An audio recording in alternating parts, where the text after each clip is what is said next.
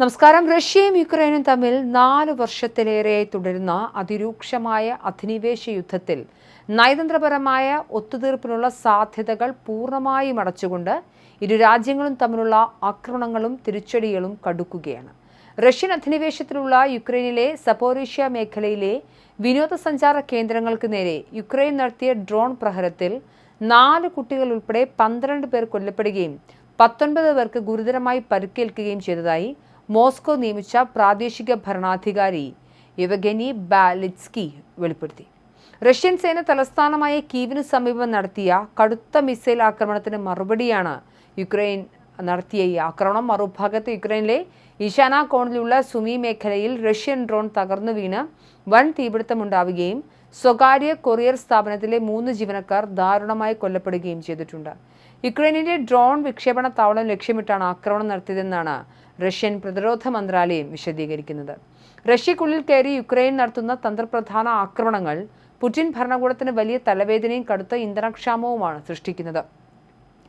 പടിഞ്ഞാറൻ സൈബീരിയയിലെ ട്യൂമൻ oil refinery, യെകാറ്ററിൻബർഗിലെ logistic കേന്ദ്രം, റോസ്റ്റോവ് on ഡോണിലെ ഇന്ധന സംഭരണ കേന്ദ്രം എന്നിവയ്ക്ക് നേരെ യുക്രൈനിയൻ ഡ്രോണുകൾ വിജയകരമായി ആക്രമണം നടത്തിയതായി യുക്രൈൻ പ്രസിഡന്റ് വ്ളാദിമിർ സെലൻസ്കി സ്ഥിരീകരിക്കുന്നു.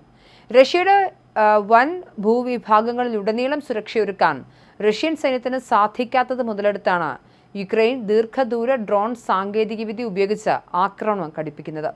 കടുത്ത ആക്രമണങ്ങൾക്ക് റഷ്യ പദ്ധതിയിടുന്നുണ്ടെന്ന് മുന്നറിയിപ്പ് നൽകിയ സെലൻസ്കി വരും മണിക്കൂറുകളിൽ കൂടുതൽ ശക്തമായ മിസൈൽ ആക്രമണം പ്രതീക്ഷിക്കുന്നതായും വ്യക്തമാക്കി. യുദ്ധം കൊഴുക്കുന്നതിനിടെ അമേരിക്കൻ പ്രസിഡന്റ് ഡൊണാൾഡ് ട്രംപും യുക്രൈൻ പ്രസിഡന്റ് വ്ളാദിമിർ സെലൻസ്കിയും തമ്മിൽ വാഷിംഗ്ടണിൽ നിർണായക കൂടിക്കാഴ്ച നടത്താൻ തീരുമാനിച്ചിരുന്നു.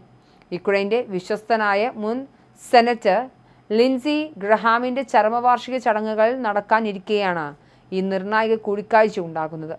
അതേസമയം യുദ്ധം അയൽരാജ്യങ്ങളിലേക്കും പടരുന്നതിന്റെ സൂചനയായി നാറ്റോ അംഗരാജ്യമായ റൊമാനിയയുടെ വ്യോമാതിർത്തി ലംഘിച്ച ഒരു ഡ്രോൺ റൊമാനിയൻ വ്യോമസേനയുടെ F-16 പോർവിമാനം വെടിവെച്ചിട്ടു. അടുത്ത ദിവസങ്ങളിൽ തുടർച്ചയായി 2ാം തവണയാണ് റൊമാനിയൻ മണ്ണിൽ ഇത്തരം ഡ്രോൺ കടന്നുകയറ്റങ്ങൾ ഉണ്ടാകുന്നത്. യുക്രൈന്റെ ഡ്രോൺ ആക്രമണങ്ങൾ കാരണം റഷ്യൻ സൈനിക മുന്നേറ്റം മന്ദഗതിയിലാണെങ്കിലും ഇരുപക്ഷവും വിട്ടുവീഴ്ചയ്ക്ക് തയ്യാറാകാത്തത് ആഗോളതലത്തിൽ വൻ ആശങ്കയാണ് സൃഷ്ടിക്കുന്നത്.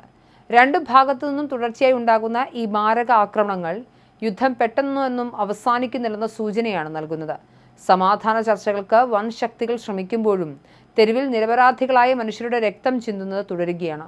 നയതന്ത്ര തലത്തിൽ അടിയന്തര ഇടപെടലുകൾ ഉണ്ടായില്ലെങ്കിൽ കൂടുതൽ അയൽരാജ്യങ്ങളിലേക്ക് യുദ്ധം പടരാനും ഇത് ആഗോളതലത്തിൽ വൻ പ്രതിസന്ധികൾ സൃഷ്ടിക്കാനും ഇടയാക്കും. എന്തായാലും 4 വർഷമായി തുടരുന്ന യുക്രൈൻ റഷ്യ യുദ്ധം അതിൻ്റെ ഏറ്റവും മൂർധന്യാവസ്ഥയിലേക്കാണ് നീങ്ങുന്നത്.